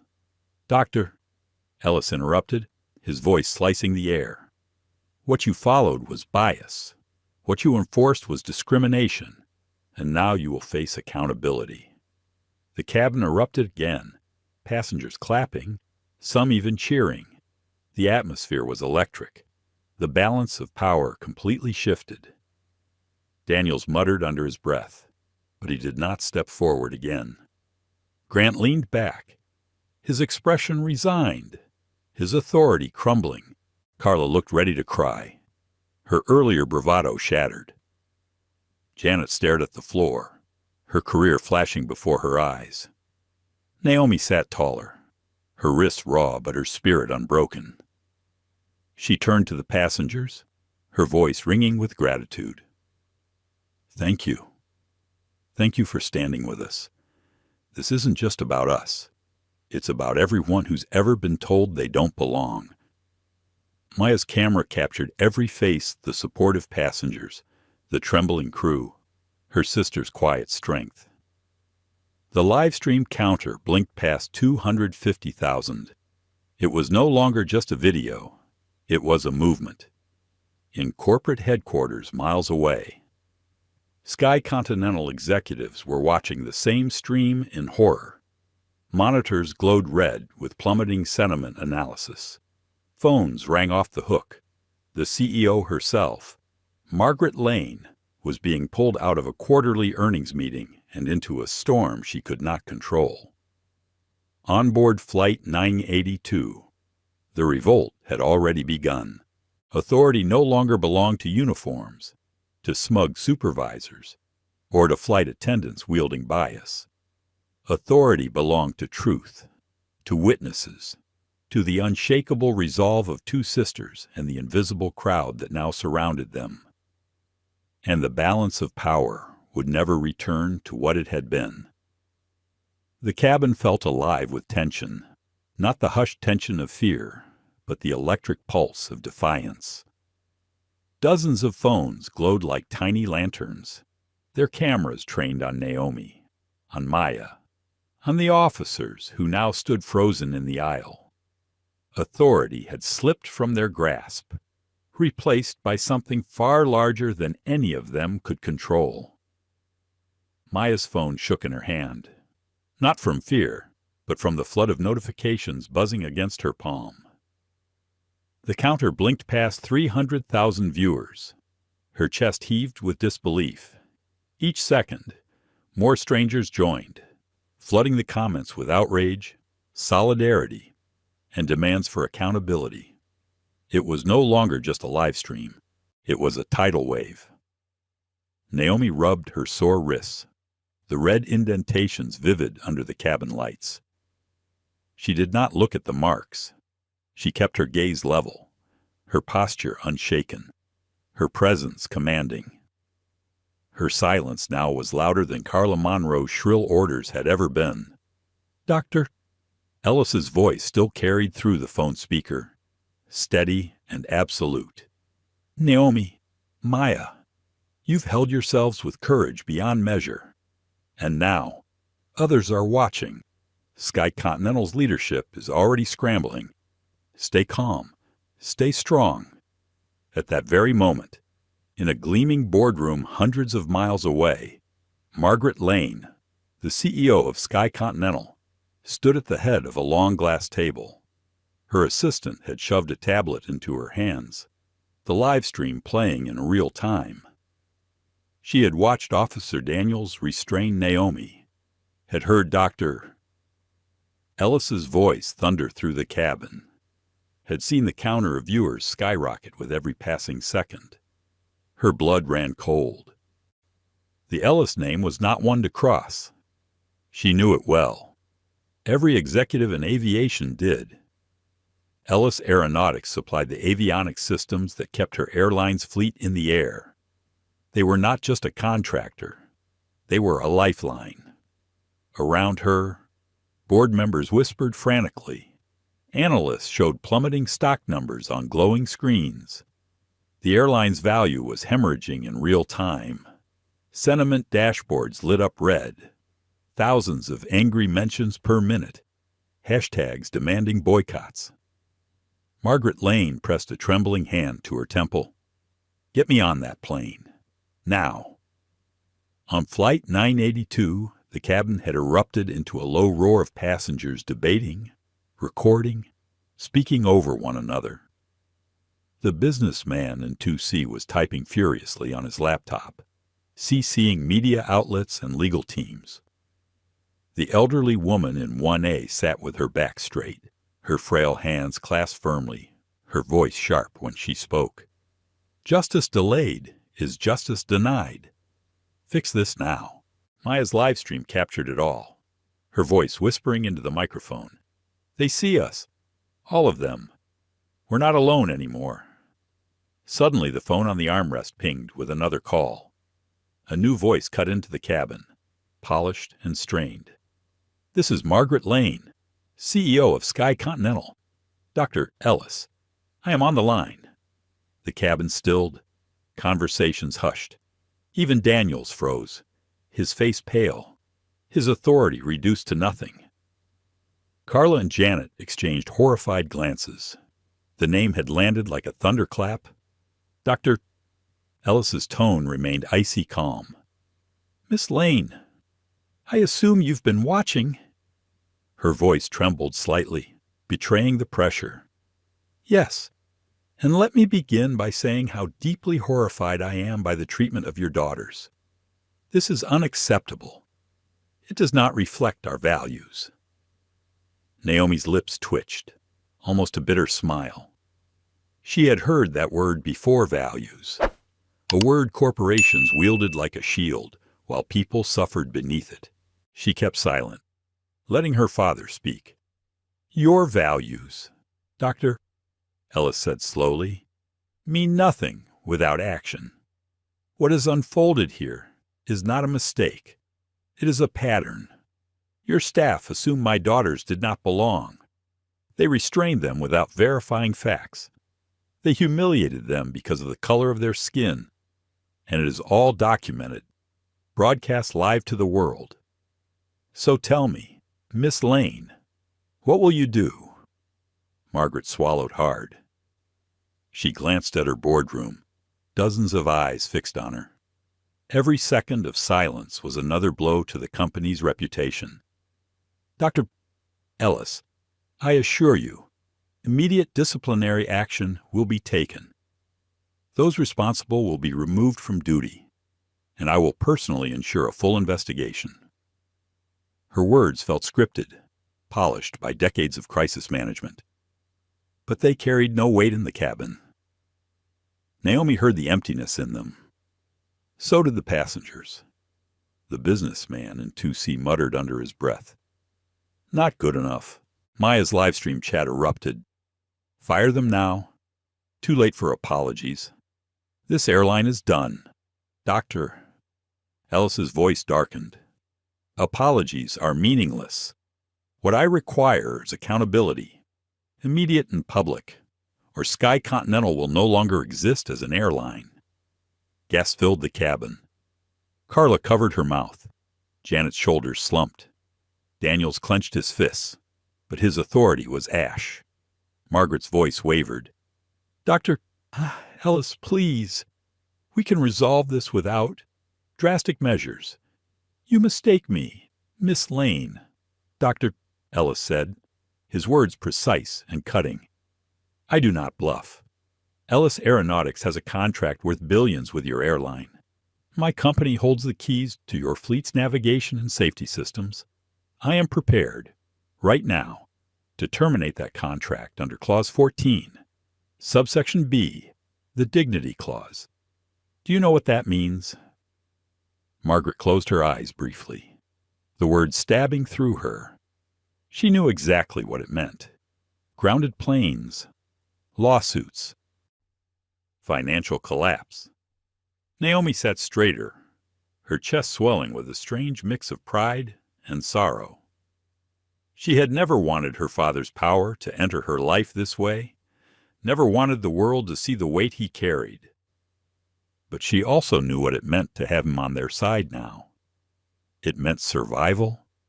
It meant justice. Maya's tears streaked down her cheeks, but her voice carried strength as she whispered into the microphone. This is bigger than us now. This is about change. The live stream counter surged again. 350,000. 400,000. The chat was chaos. Viewers urging immediate action, demanding reform, calling for heads to roll. The Ellis sisters were no longer passengers on a plane. They were a movement. Margaret Lane's voice cracked. Dr. Ellis, please. I am prepared to make immediate changes. The staff involved will be terminated effective today. Our leadership team will undergo mandatory training, and we will establish a fund, in your daughters' names, if they permit it, to address systemic bias within aviation. I will announce it publicly within the hour. The cabin erupted with murmurs again, disbelief and astonishment mixing in equal measure. Passengers stared at one another, realizing they were watching history bend in real time. Doctor? Ellis paused, his silence suffocating. Then he said simply, Send it to my office. Within 60 minutes, or your planes will remain grounded indefinitely. Margaret's voice was tight, choked with defeat. Yes, understood. The line clicked, silence falling heavy in the cabin. Naomi exhaled shakily, her eyes closing for a moment. Maya lowered her phone slightly, her arm trembling from the weight of holding it aloft for so long. Passengers began to clap. It started softly, a ripple at first, then louder, until the cabin filled with applause. The businessman in 2C was on his feet, clapping hard, his face lit with vindication. The elderly woman in 1A smiled faintly, her frail hands meeting in steady rhythm. Others joined in, the sound swelling into thunder. Naomi opened her eyes, the applause washing over her like a tide. She whispered to her sister, We didn't break. Maya wiped her tears with the back of her hand, smiling faintly through the exhaustion. No, we didn't. The livestream counter ticked higher still. Nearly 500,000 viewers. The world outside the plane was already ablaze. News vans racing to the airport. Headlines writing themselves. Inside Flight 982 history was unfolding seat by seat, word by word, witness by witness.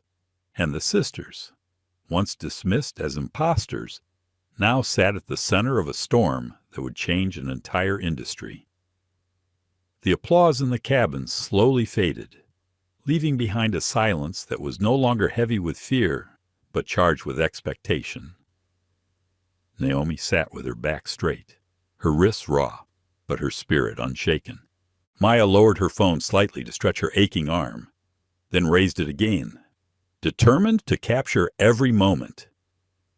The counter blinked past 500,000 viewers, a number neither sister could truly fathom. The intercom cracked alive with a sharp burst of static. For a moment, no one moved. Then the voice of Captain Harris filled the cabin, heavy with something deeper than protocol. Ladies and gentlemen, this is your captain. I want to acknowledge that what has taken place here today is unacceptable. On behalf of the entire crew, I extend my deepest apologies to Miss Naomi Ellis and Miss Maya Ellis. You did not deserve this. No passenger does." A murmur rippled through the rows. Some passengers nodded in solemn agreement. Others whispered that they had never heard an airline captain speak with such gravity. The captain continued, his voice steadier now. "I have just been instructed by Sky Continental leadership to remove certain members of the crew from duty immediately. We will not be departing until this matter has been addressed." Every head turned toward the front of the cabin. Carla Monroe stood rigid, her face drained of color, her bravado gone. Janet Rowe looked as if the ground beneath her feet had disappeared. Both women exchanged a glance, horror dawning on them. Two uniformed staff members from the gate re-entered the cabin, their expressions grim. They approached Carla first. "Ms. Monroe, you are being relieved of duty effective immediately. Please collect your belongings and disembark." Carla's lips parted in disbelief. "You can't be serious. I was just doing my job." Passengers muttered angrily.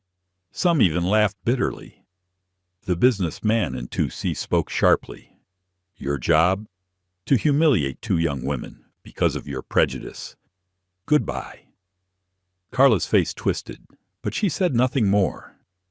With trembling hands, she gathered her items and walked down the aisle. Her head bowed as dozens of cameras followed her every step. Next came Janet. The staff member's voice was flat, leaving no room for debate. "Ms. Rowe, you are also relieved of duty, effective immediately. Collect your belongings and disembark." Janet's composure cracked. Her voice rose, shrill and panicked. "I've worked here 30 years. You can't throw that away in one mistake." The elderly woman in 1A spoke firmly, her tone like a gavel. "It wasn't one mistake. It was a lifetime of looking the other way, until today. When the world refused to let you—" Passengers clapped again, the sound sharper this time. Final. Janet's face reddened as she bent to grab her bag, then made the long walk down the aisle beside Carla, both women swallowed by the weight of disgrace. Maya's camera followed them, her voice narrating softly. "They're gone. Accountability starts here." The comments scrolled so fast she could hardly read them. "Yes, justice history happening." Naomi sat still, her hands folded in her lap, her eyes glistening. She whispered, mostly to herself, "It doesn't erase what they did." Maya lowered the phone slightly, just for a moment, and touched her sister's arm. "No, but it means we weren't invisible. They had to see us. At the back of the plane." Officer Grant shifted uncomfortably. His eyes met Naomi's briefly, a flicker of apology in them. Officer Daniels, however, still radiated silent fury, though he kept his mouth shut. "Doctor—" Ellis's voice cut through from the phone again. "Naomi, Maya, do you see the tide is turning? But this is only the beginning. Justice is not complete until change endures." Naomi closed her eyes briefly, letting his words wash over her. She thought of her wrists, of the humiliation, of the fear she had swallowed to remain composed. She thought of the passengers who had stood with them, the strangers online who had become allies in real time. Justice was not a gift. It was wrestled from the jaws of arrogance, pulled into existence by persistence and witness. The businessman in 2C leaned toward the sisters. "I want you both to know I'll testify. I'll provide my video to your legal team. And I'll do it gladly," the elderly woman added, her voice unwavering. "And so will I. I may be old, but I've still got a voice, and I'll use it for you." Naomi smiled faintly. gratitude flickering across her features. "Thank you, both of you." Maya turned her phone to capture them, her voice soft but resolute. "This is what solidarity looks like. This is how we fight back." The live stream counter surged again. 600,000. Reporters had joined the comments now, leaving names and outlets. Viewers from around the world typed in dozens of languages, their fury universal. Naomi shifted in her seat, pain still gnawing at her wrists, but her mind was sharper than ever. She leaned slightly toward her sister. "Do you think this will really change anything, or will they just try to bury it once the news cycle moves on?" Maya swallowed hard, her eyes shimmering with unshed tears. "It depends on us, on how long we keep shining the light." Their father's voice returned, firmer now. "She's right.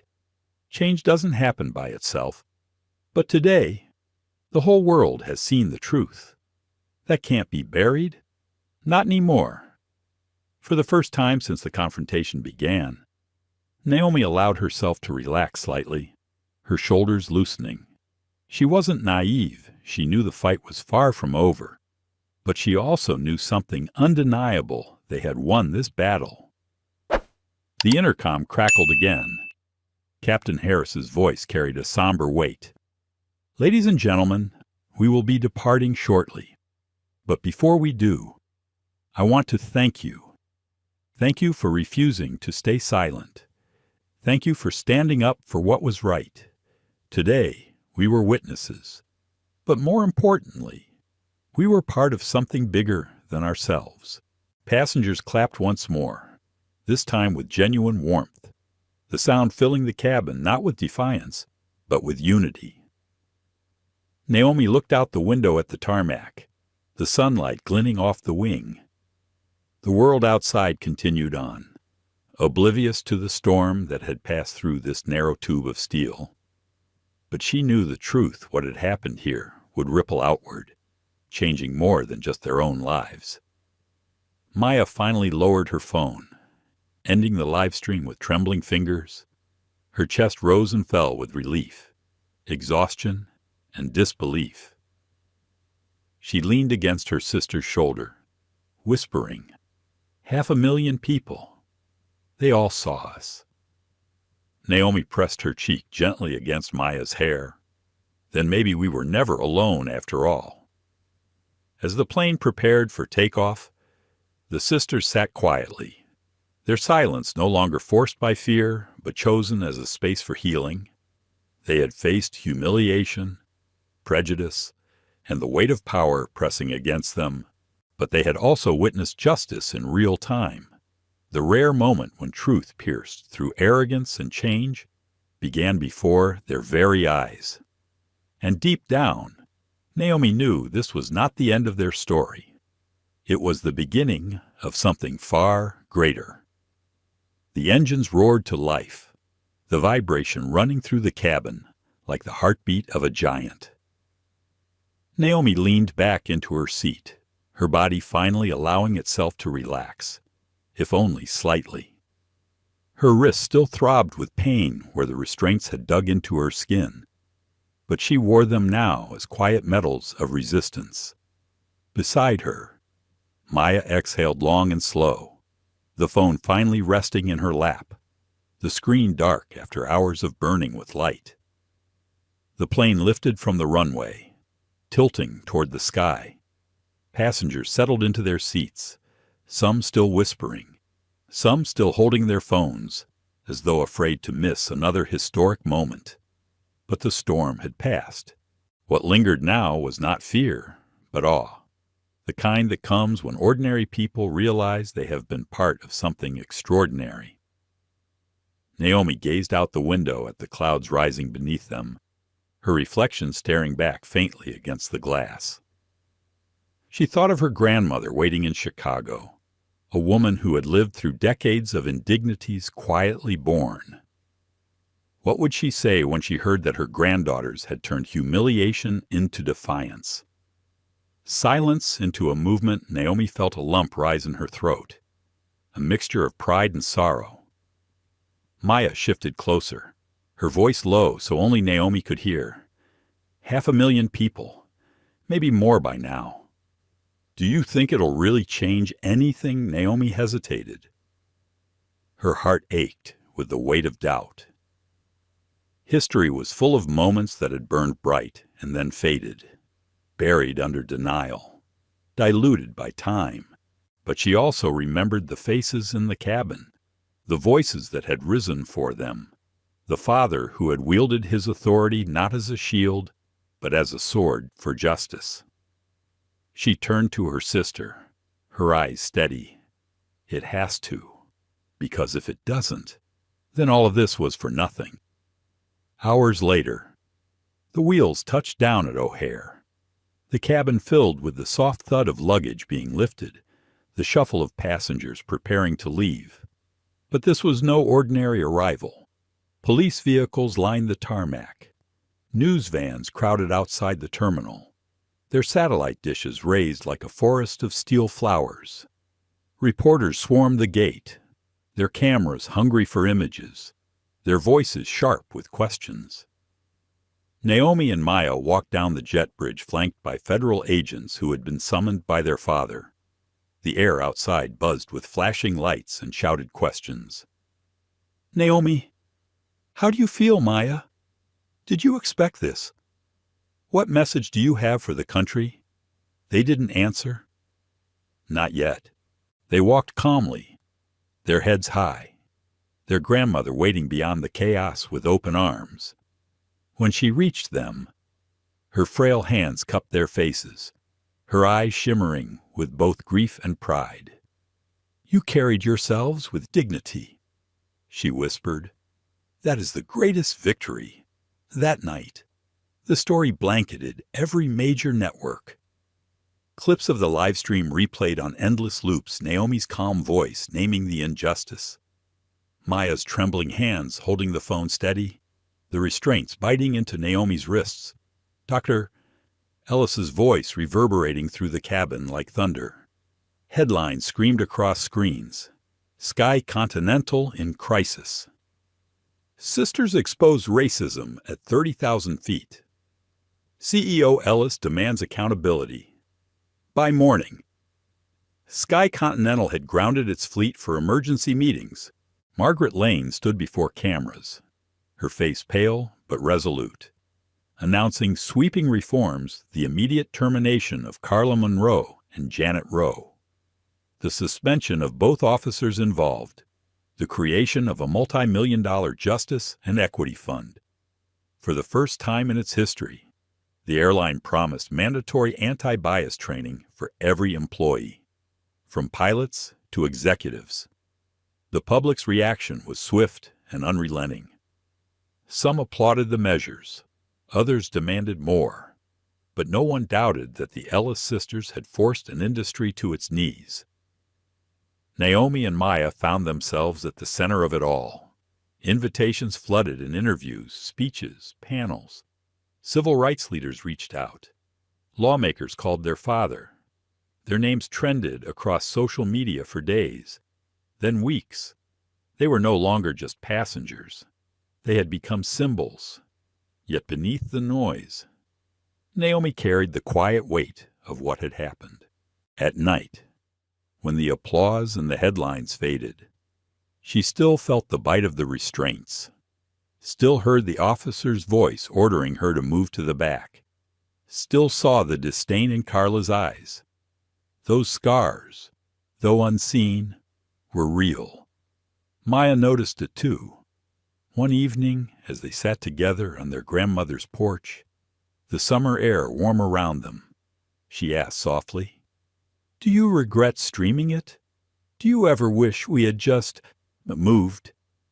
Naomi's eyes traced the horizon, where the last light of the sun clung stubbornly to the edge of the sky. Sometimes, she admitted, because it was terrifying, because I hate that we had to go through it at all. But then I think of everyone who saw it, everyone who spoke up because of it. If we hadn't, it would have just been another story buried, another moment forgotten, and I can't regret shining a light. Their father joined them then, his presence grounding as always. He looked at them, his voice gentle. You turned injustice into a catalyst. That is no small thing. But remember, daughters, this is not the end of the fight. The world will try to move on. It is your voices, your persistence, that will keep the change alive. Naomi met his gaze, her eyes clear. Then we'll keep speaking, not just for us, for everyone who's been silenced. Weeks turned into months. The Ellis sisters testified before Congress, their calm, articulate words helping to shape new legislation, the Passenger Dignity and Safety Act, aimed at protecting travelers from discrimination and ensuring accountability for airlines. Their testimony was broadcast nationwide, their voices resonating in halls of power once closed to people like them. Sky Continental, under relentless scrutiny, followed through on its promises. Other airlines, fearful of facing their own Ellis moment, adopted similar reforms. The ripple spread across the industry, a shift no one could ignore. But for Naomi and Maya, the most important change was quieter. It was in the letters they received from strangers who had faced similar injustices and finally felt seen. It was in the messages from young girls who said they wanted to be pilots, lawyers, or leaders because of them. It was in the knowledge that their dignity had not just survived, but had ignited something greater. On a crisp autumn morning months later, Naomi sat once again on a plane, her sister beside her. The cabin was quiet, the hum of the engine steady. She glanced at her reflection in the window and felt a calm she hadn't known in a long time. Maya nudged her shoulder, smiling faintly. "You ready for the next flight?" Naomi smiled back, her eyes steady. Always. The plane lifted, the world falling away beneath them. And for the first time since that day on Flight 982, Naomi felt not just the weight of what had been, but the promise of what could be. Because sometimes, one moment of injustice doesn't just break you, it remakes the world around you. What happened on Sky Continental Flight 982 was more than a confrontation in first class. It was a mirror, reflecting the prejudice still embedded in the spaces we trust most. Two sisters boarded a plane expecting only to travel, and instead found themselves carrying the weight of a much larger fight. Their dignity was tested, their composure challenged, but they stood firm in doing so. They forced an entire industry to confront its own failures. In the days that followed, policies shifted, contracts trembled, and an airline bent under the weight of accountability. But beyond the corporate statements and public apologies lies the real story, the strength of two young women who refused to be erased, and the voices of passengers and strangers around the world who stood with them. Their courage reminds us that justice doesn't happen in silence. It happens when we choose to speak, to witness, to hold power accountable. And it asks us a question that lingers long after the plane has landed. What will you do when it's your turn to stand? If this story moved you, let it not end here. Like this video, share it with those who need to hear it, and subscribe to our channel. Together, we can keep telling the stories that matter. Stories that challenge injustice, celebrate dignity, and remind us of the power we hold when we refuse to look away.